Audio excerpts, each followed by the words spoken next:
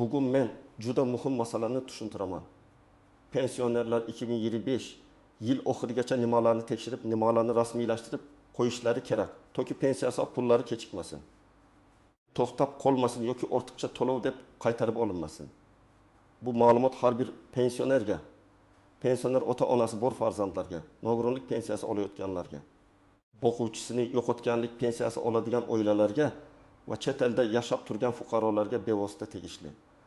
Hozirning o'zida kanalga obuna bo'ling, videoga like bosing. Chunki men oddiy tilda, lekin juda aniq qilib qaysi holatda pul yo'qotish xavfi borligini aytib beraman. Avvallari ko'p pensionerlar pensiya masalasini bir marta rasmiylashtirib qo'ysam, hammasi o'zi yuraveradi deb o'ylardi. Pasport muddati tugasa ham, yashash manzili o'zgarsa ham, bank kartasi eskirsa ham, nogironlik guruhi bo'yicha qayta ko'rik vaqti kelib qolsa ham, ko'pchilik bunga katta ahamiyat bermasdi.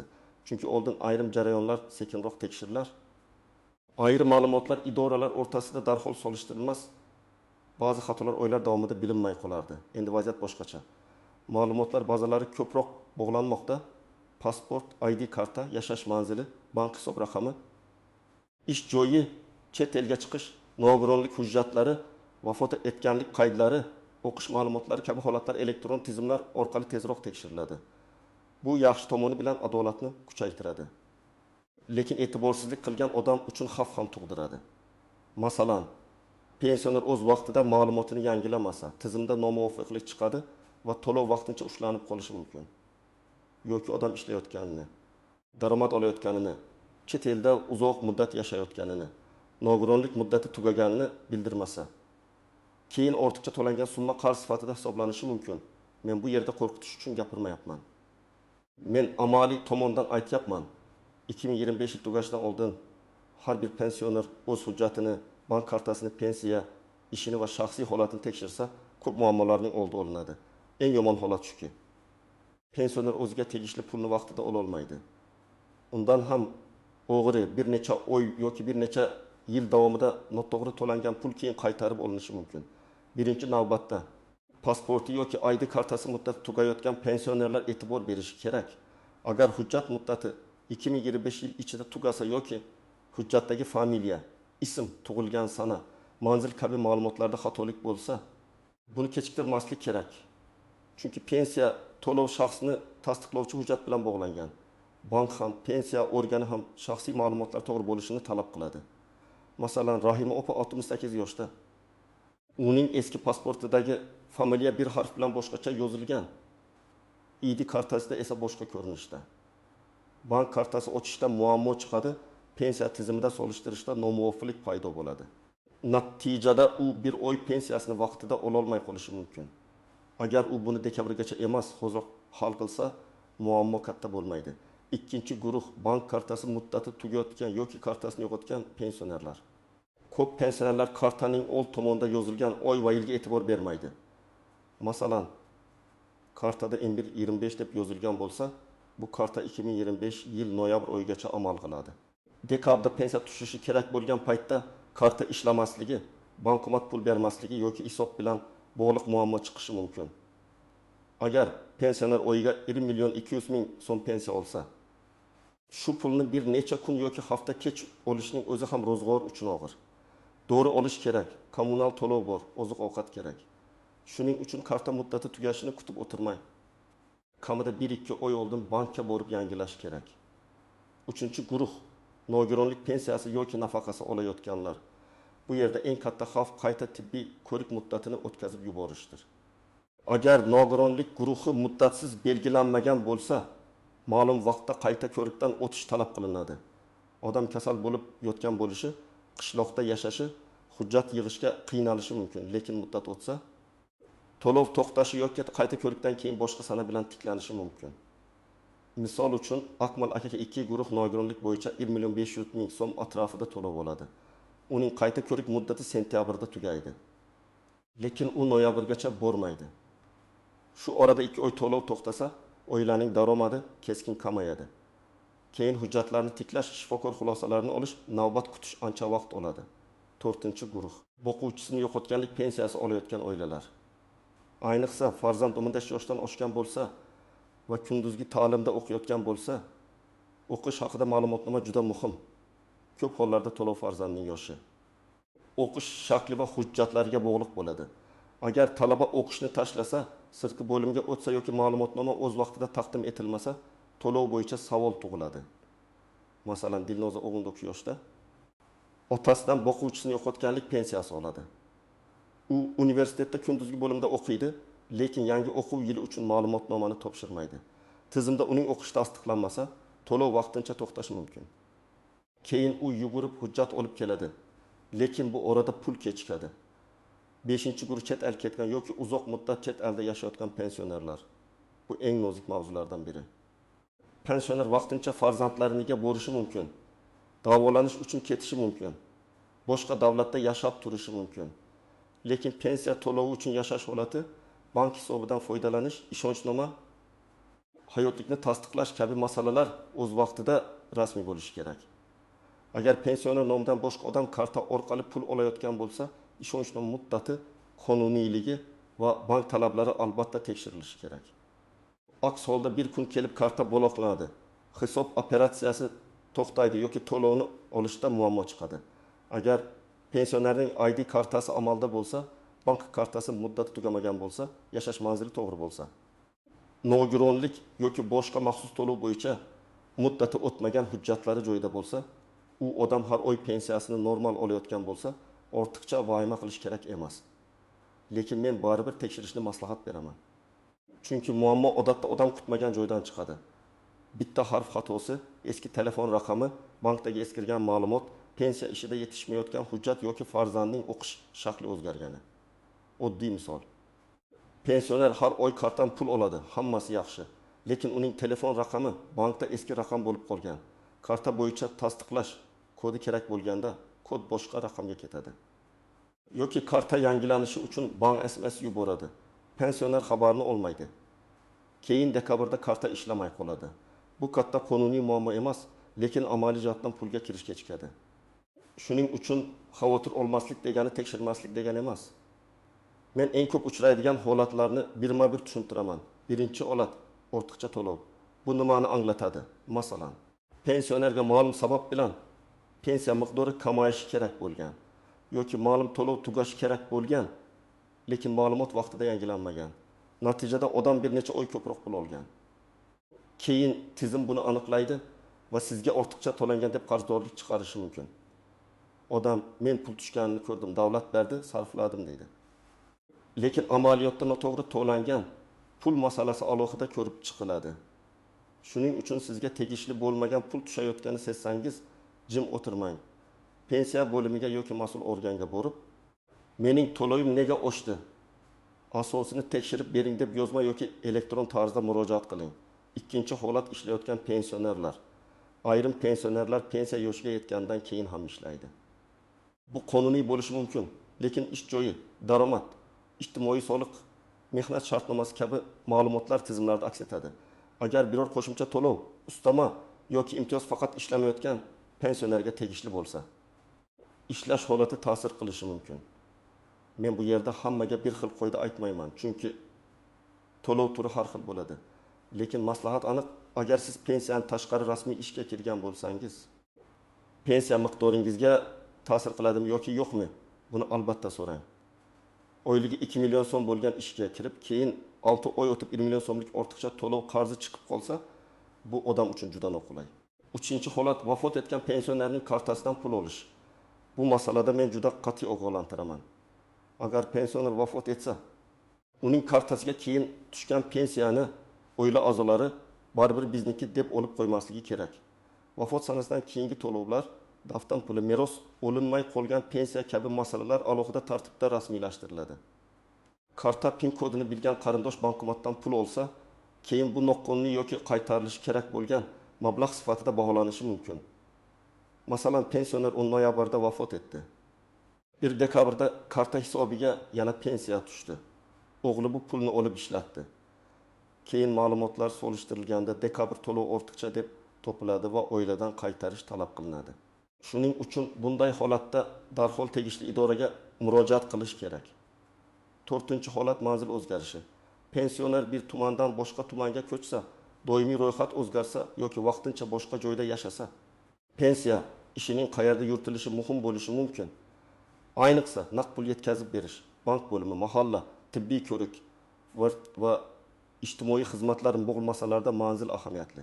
Masalan, Sobir aka Qashqadaryodan Toshkentga farzandlari yo'niga ko'chib keldi, lekin hujjatda eski manzil turibdi. Bank kartasi eski hududdagi filialga bog'langan, telefon raqami ham almashgan. To'lov keladi. Lekin muammo chiqqanda qaysi bo'limga borishni bilmaydi. Bunday vaziyatni 2025 tugashidan oldin tartibga keltirish kerak. 5-holat ishonchnoma orqali pensiya olish. Katta yoshli yoki yura olmaydigan pensionerlar ko'pincha farzandiga, nevarasiga yoki boshqa ishonchli odamga ishonchnoma beradi. Bu to'g'ri yo'l, lekin ishonchnomaning muddati, notarial tasdiqlanishi. Unda aynan pensiya yoki bank mablag'larini olish vakolati yozilgan bo'lishi kerak. Ba'zi odamlar umumiy ishonchnoma bor deb o'ylaydi, lekin bank ayrim operatsiyalar uchun aniq vakolat talab qilishi mumkin. Agar ishonchnoma 2025 yil dekabrda tugasa, uni noyabrda yo'q yangilash ma'qul. Chunki dekabrda hamma ishni oxirgi kunga qoldirsa, navbat bayram kunlari bank ish vaqti sababli pul kechikadi. Endi men ko'pchilik e'tibor bermaydigan nozik jihatlarni aytaman. Birinchisi, pensiya miqdori oshganda ham tekshirish kerak. Odamlar odatda pul kamayganda savol beradi, oshganda esa xursand bo'lib yuraveradi. Lekin oshishning asosi bo'lishi kerak. Indeksatsiya bo'ldimi, staj qo'shildimi? Qayta hisob-kitob qilindimi? Qo'shimcha hujjat qabul qilindimi? Agar oshish tushunarli bo'lmasa, keyin ortiqcha to'lov deb chiqmasligi uchun so'rab qo'ygan ma'qul. Ikkinchisi qarzdorlik va ushlab qolishlar. Ba'zi pensionerlar aliment, kredit, sud qarori, kommunal qarz yoki boshqa ijro hujjatlari sababli pensiyadan ushlab qolish bo'lishi mumkinligini bilmaydi. Bir kuni pensiya kam tushadi, odam pulimni kesishdi deb o'ylaydi. Aslida ijro hujjati kelgan bo'lishi mumkin. Shuning uchun pensiya odatdagidan kam tushsa, birinchi ish bankdan hisob harakatini oling. Keyin pensiya organidan hisob-kitobni so'rang. Zarur bo'lsa ijro organidan ma'lumot oling. Og'zaki gap bilan cheklanib qolmang. Uchinchisi, bank kartasini boshqa odamga berish.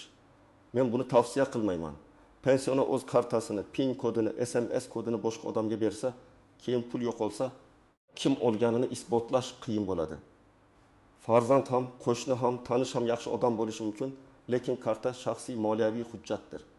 Agar pensionerning o'zi bor olmasa, ishonchnoma yoki bankning qonuniy vakillik tartibidan foydalanish kerak. PIN kodni aytdim, olib kelib beradi degan usul juda xavfli. To'rtinchisi, telefon orqali aldovlar. Oxirgi paytda firibgarlar pensionerlarga qo'ng'iroq qilib, pensiyangiz to'xtaydi, kartangiz blok bo'ladi, yangi tizimga ulash kerak, SMS kodini ayting kabi gaplar bilan aldashi mumkin. Hech qachon SMS kodni, karta raqamini to'liq, PIN kodni, pasport ma'lumotlarini telefon orqali aytmang. Davlat organi yoki bank xodimi sizdan PIN kod so'ramaydi.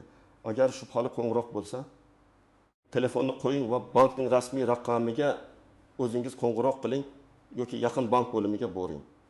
5-si hujjatning nusxasi emas, asl nusxasi masalasi.